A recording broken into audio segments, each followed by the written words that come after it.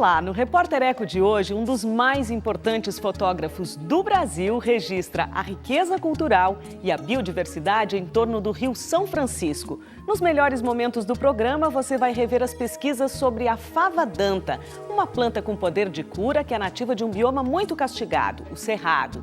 E ainda, os 25 anos de muito trabalho do IDEC em defesa do consumo consciente, sem desperdício dos recursos naturais. Veja os detalhes.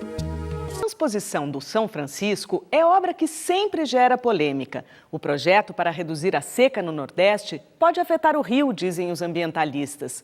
A vida em torno do terceiro maior curso d'água do Brasil foi registrada com sensibilidade pelo fotógrafo Adriano Gambarini.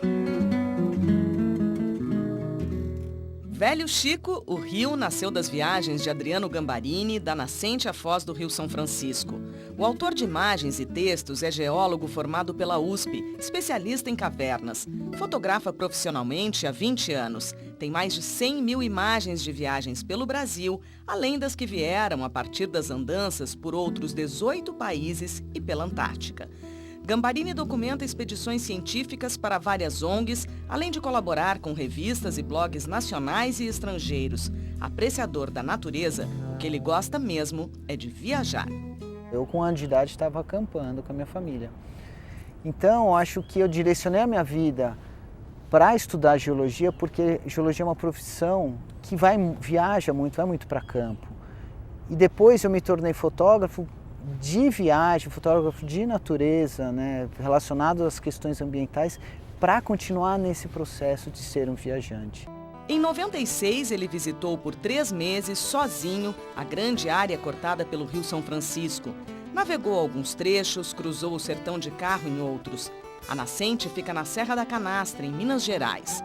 Depois, o curso d'água atravessa a Bahia, faz divisa ao norte com Pernambuco e constitui a divisa natural entre Sergipe e Alagoas, antes de desaguar no Oceano Atlântico. É um dos rios mais importantes do Brasil e é um dos rios mais castigados do Brasil, porque remonta de uma história colonial, assim, né? Muitos colonizadores entraram pelo São Francisco e começaram um processo de uso do rio meio insustentável, né? Então ele tem uma história, ele passa por regiões muito áridas, muito castigadas, que dependem da água, né? Passa pela Caatinga, passa por estados que dependem da água dele. Da polêmica transposição proposta pelo governo federal, ele viu poucas obras. E embora mostre que a falta de vegetação nas margens vem causando assoreamento e complicando a pesca, o fotógrafo se fixa na beleza. Destaca plantas e animais ameaçados de extinção que encontram abrigo na área da nascente.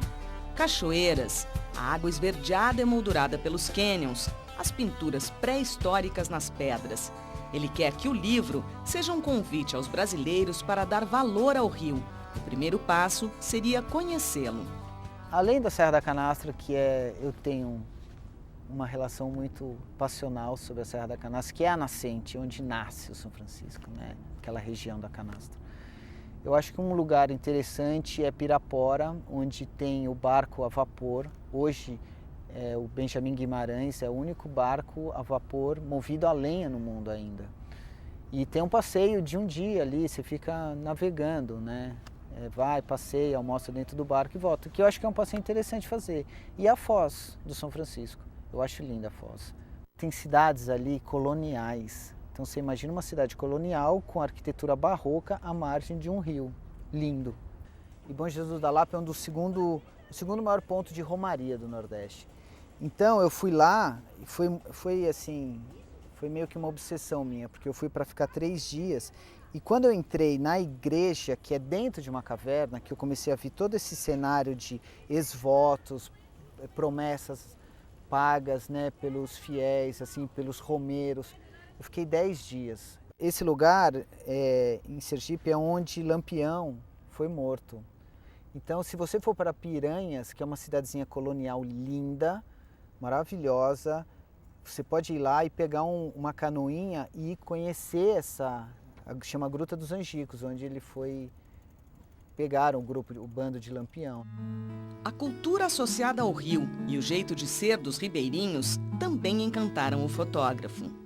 Eu acho que a necessidade está diretamente relacionada com a solidariedade, né? É uma coisa que mexe comigo, assim. A maneira como o sertanejo recebe a gente é fantástico. Eles não estão preocupados com o que você está vestindo, eles estão preocupados com você, ser humano.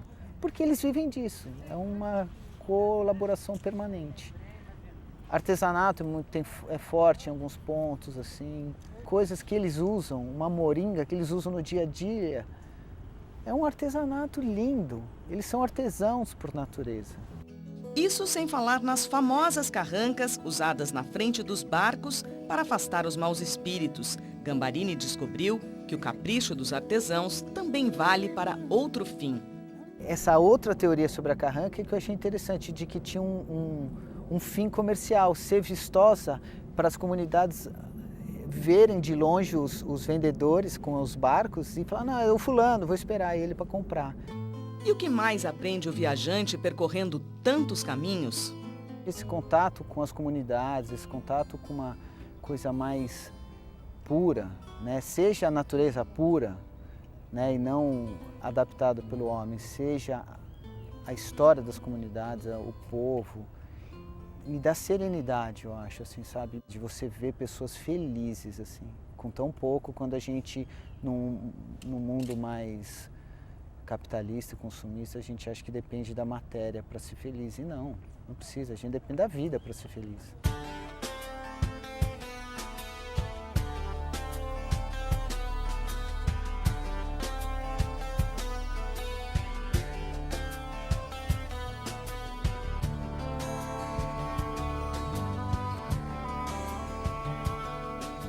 E antes de encerrar, a gente fica com as palavras da economista Hazel Henderson.